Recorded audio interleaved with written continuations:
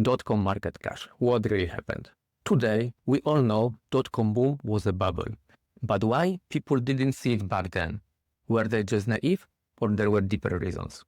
In this video, I'll break down 6 key reasons why the dot-com bubble inflated so much and why many investors didn't know what was coming. I'm not old enough to remember those times firsthand, but I read an excellent book, Bull, A History of Boom and Bust. It gives a detailed account of what happened, and most of what you'll see in this video is based on that book. Let's dive in. What was the dot-com bubble? For those unfamiliar, the dot-com bubble was one of the biggest stock market crashes in the US history. After years of extraordinary stock market gains, prices collapsed and kept falling for over 2 years. The Nasdaq, an index focused on tech stocks, crashed almost 80%, wiping out trillions of dollars in investor wealth. If you had invested at the peak in March 2000, you would have had to wait 15 years just to break even. So what caused this massive market crash? Let's break it down step by step. Reason number 1, low interest rates and deregulation. To understand the bubble, we need to take a step back in the history. The 1970s and early 80s were tough times. The US faced high inflation, high unemployment, and stagnant stock market that barely moved for over a decade. The turning point came when Federal Reserve Chairman Paul Volcker took aggressive action, raising interest rates to nearly 19% to crush inflation. This caused a short-term recession, but eventually stabilized prices. Once inflation was under control, the Fed lowered interest rates, giving the economy a huge boost. At the same time, the Reagan administration cut taxes and deregulated industries, fueling economic growth and stock market gains. From 1982 to mid-1990s, the market performed well, but this was just the beginning of what would later turn into a full-blown euphoria. Reason number 2, the internet revolution. This one is obvious. Internet was becoming more mainstream and people realized it was going to be a game changer. And they weren't wrong. We all know how internet is crucial today. The problem? Many of the first internet companies weren't profitable and had no clear path to making money. Only a handful of companies from that era, like Amazon, survived and thrived. But back then, investors were throwing money at anything which was having a .com in its name. Reason number 3, easy access to investing. Before the internet, buying stocks was a slow and expensive process. Investors had to call a broker, wait for execution, and pay commissions as high as $50 to $200 per trade.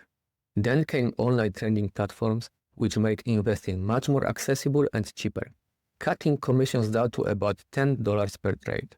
This led to a surge in short-term trading as more and more retail investors jumped into the market. Reason number 4, media hype-driven speculation. In 1989, CNBC launched, the first TV channel dedicated entirely to business and investing. At first, the audience was small, but as the market soared in the 90s, the viewership exploded.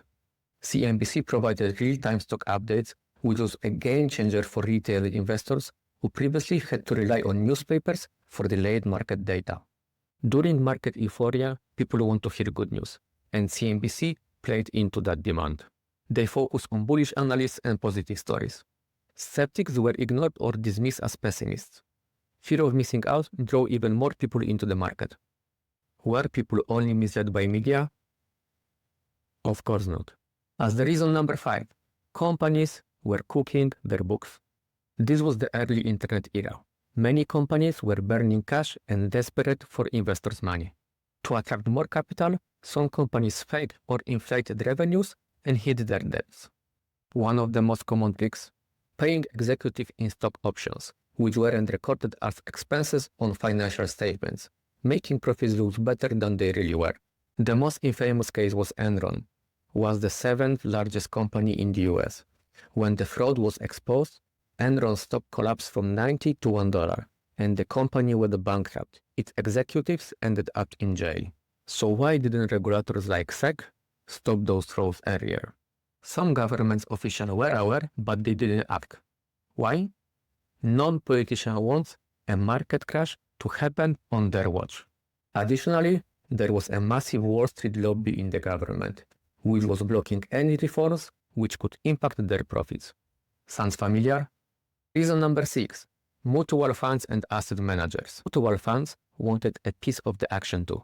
These funds make money by charging fees, usually around 2% per year, no matter whether the fund makes or loses money.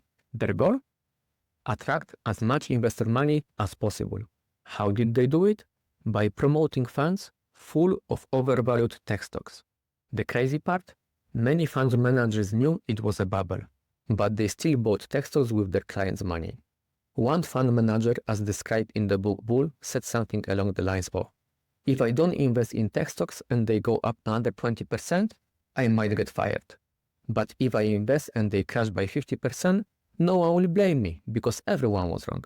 Think about that next time you assume mutual funds care about your returns. To summarize, why did the bubble happen? People believed the internet would change everything.